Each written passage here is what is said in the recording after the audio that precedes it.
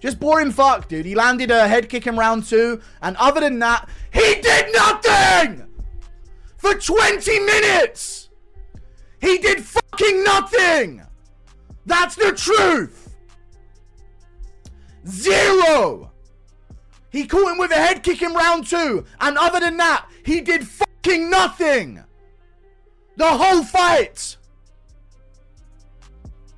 They come back with the number 1 pound-for-pound fighter in the world, Islam Makhachev, who makes history. 17 wins in a row for Islam Makhachev. He retains his welterweight title.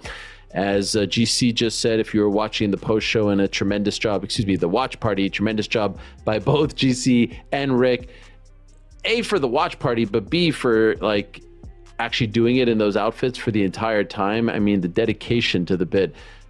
Primo, 5th fighter to defend a title in 2 different weight classes. Perhaps most importantly, in my opinion, 17th win in a row, breaking Anderson Silva's record, which was 16 wins in a row. He did not break any title defense records or anything like that. Dana White was kind of confused about those records throughout the week. But interestingly enough, same building that Anderson Silva beat Forrest Griffin way back when, UFC 101. Now, that was just a 205-pound fight, but it was one of his greatest performances ever. Same building, same city, of course. Here's Islam Makhachev against Ian Machado Garry in a fight that I think a lot of people were dismissive of Ian Machado Garry's chances in the fight. And it was looking very early on like it was going to be another Islam Makhachev masterclass, certainly after the first 2 rounds. But a funny thing happened in the 3rd and 4th. Machado Garry got his confidence, figured out how to stand and trade with him, was defending takedowns. Islam was pretty much at about 50% throughout. And even when he did take him down, wasn't inflicting much damage. 4th round, going to be very interesting to see how that would score. Now, ultimately, 2 judges gave it 49-46, 1 48-47. I suspect those judges who gave it 49-46 for Ian had that 4th round for Islam. I felt like tonight was set up for the upset. I felt like the upset could happen tonight with so much on the line, all the records that Islam has, and he's going to break Anderson Silva's record. There's weight classes for a reason. Ian Garry is a big, rangy, strong guy who has great takedown defense. I mean, if you look at his takedown defense tonight against Islam, it was impressive. I felt like, I think that Ian is a talented guy. If he had even an ounce of killer instinct in that 5th round, you know, he had been beating him to the body. Islam's whole, I think, right side was beat up. His face was beat up. You don't come out and hug and shake hands in the fight. That shit drives me fucking crazy when there's so much at stake. And there's also a lot of mental gamesmanship, whatever you want to call it in this game. You come out in that 5th round with a flying knee or something crazy and you try to finish the fight. I think that this is one of those fights that Ian will go back and watch and say, wish I could do that over again. And, you know, if he came out and tried to destroy and win that last round, you know, with everything that he had, I think it's a totally different fight. And then he gives Islam that explosive, he exploded up and got his back. And once he took his back and put the hooks in, that was a wrap. He's going to ride that out till the round ends. But Ian's doing a good job of keeping him close. And then separate head kick, Islam Makhachev! Oh my goodness! And Ian's still wobbly. He dropped him with a head kick. Right hand Islam. Ian looks to get underneath and grapple. Big time judo throw from Islam. And he's sitting in side control, looking to isolate a wrist. Holy cow. Dropped him with the head kick off the break. And now Ian is in a bad spot. He's flat on his back, middle of the octagon. And we know Islam can get to mounted crucifix from here. There's about 1 minute and 50 seconds left. That was a huge moment. And it was just on the toes. And it wobbled Ian. I also think it's very, very important to give Islam Makhachev his flowers. As I indicated, he breaks Anderson Silva's win streak. Dude, getting 17 consecutive fucking wins in the UFC is so mind-bogglingly difficult. And to do that in 2 weight classes through title defenses is just one of the most remarkable things you'll ever see. You can make an argument that this is the best title defense of a champ up a weight class in UFC history. I mean, there's other ones who have done it, but it's not nearly the Michael Venom Page set Makhachev's wrestling and grappling against Garry's striking, citing Garry's intelligence, technical awareness, adaptability. Ian Garry. I think the obvious is Islam Makhachev. If he grabs you, it'll feel like the eclipse that we just had, because it'll get dark very, very quick. And that's usually because people are falling asleep. Because if he grabs your neck, your head, throat, your arm, your leg, it's going to be a problem. His grappling and wrestling style is exceptional, you know, because it's so effective. Whereas on the other side, Ian Garry, less about the grappling, more about the striking.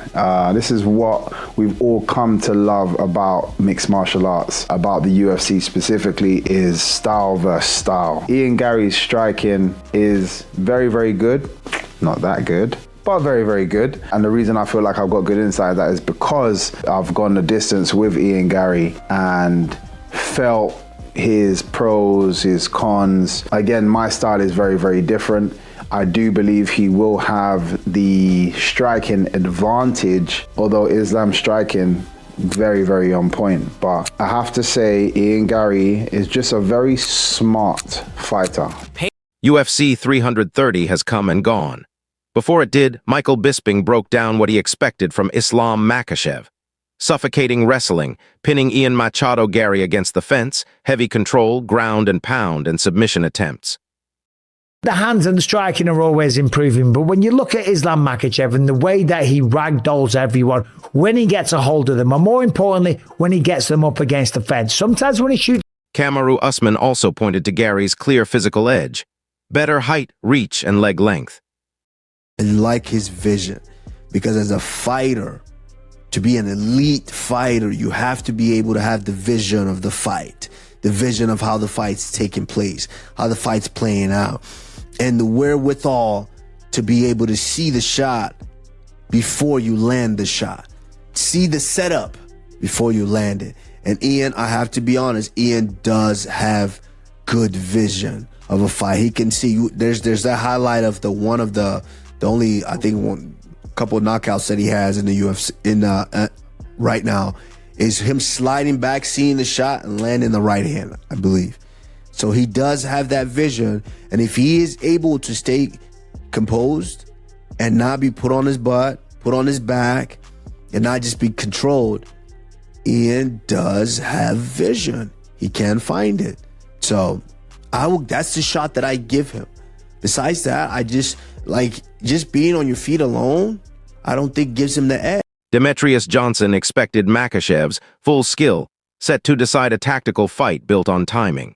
Then he defended it. Those guys on a different level. Ilja, he won the belt, Alex Volkanovski, then he knocked out Max Holloway, and then he went to lightweight. He did win the lightweight belt, but he didn't defend it. So Islam Makhachev is going into his own era with the other athletes who've been able to win it and defend it. So be patient, enjoy the fight, watch for the technique, understand the gamemanship that's going on in this fight. It won't be a rock'em sock'em bloody. It's not going to be Rory McDonald versus Robbie Lawler. It's not going to be that fight. It's going to be a very, very high technical fight. UFC 330 pitted Ian Machado Garry's range, movement, and striking against Islam Makhachev's wrestling, grappling, and control. A genuine clash of contrasting styles. For more UFC breakdowns, fight analysis, and post-fight coverage, subscribe to the channel. Teddy Atlas zeroed in on Garry's tools.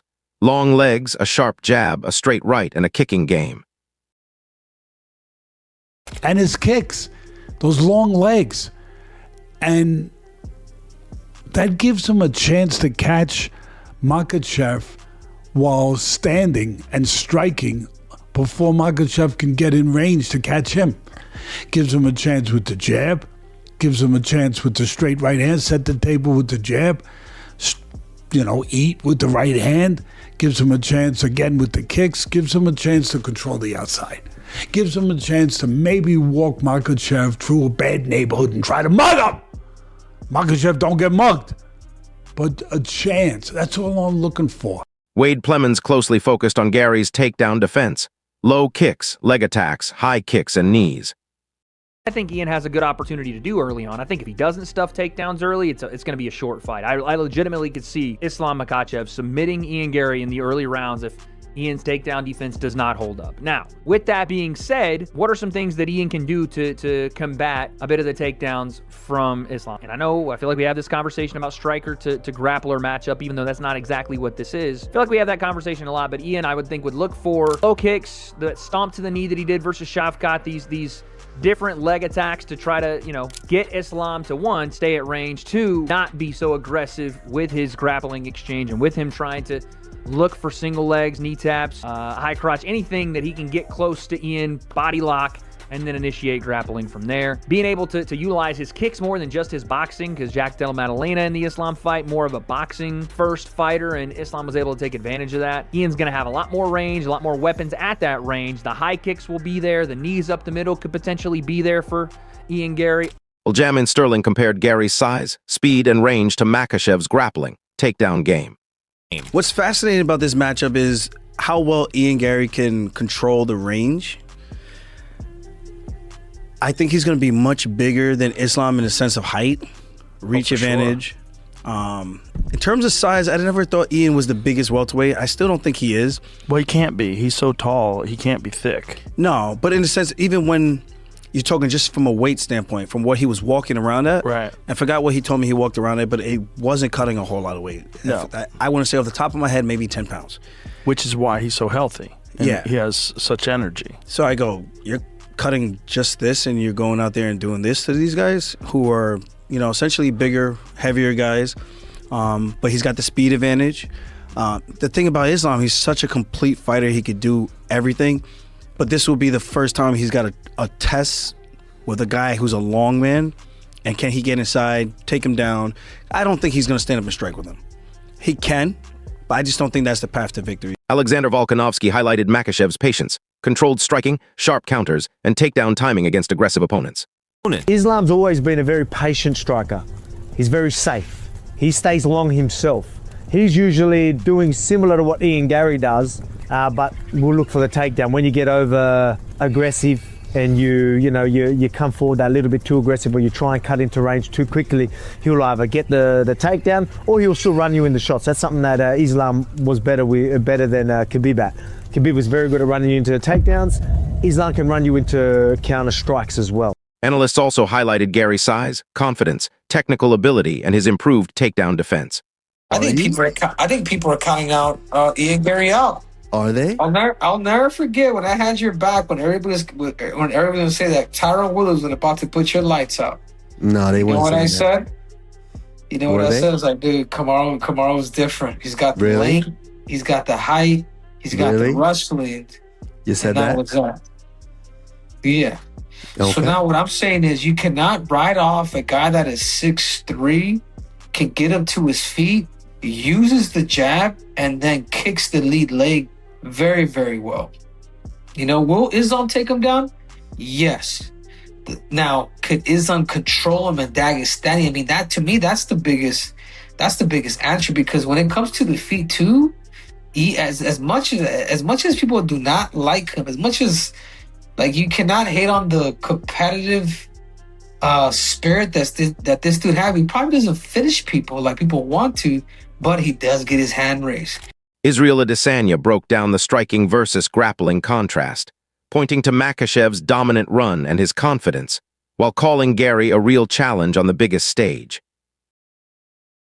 Islam is right now the best fighter that the UFC has, a one-off top 2. If you put a gun to my head, who I'm going to put money on this fight, I have to go Islam, because again, he's proved me wrong so many times, proved himself right so many times, and proved their pedigree, their lineage over there. This is his new weight class. He's done it right. He took it off the former champ with ease. So yeah, I have to go Islam. But you have moments like UFC 250, when the deck is stocked against Justin. Look what he did. He just had a stellar performance, masterful, overcame adversity to become champ on the White House lawn. That's magic. This is another one of those fights where I'm like, this is it. Like, Ian's come to this point now to prove that he's the best in the world, and he's called his shots. So if he does it, woo, it'll be beautiful, it'll be magical. I like those stories.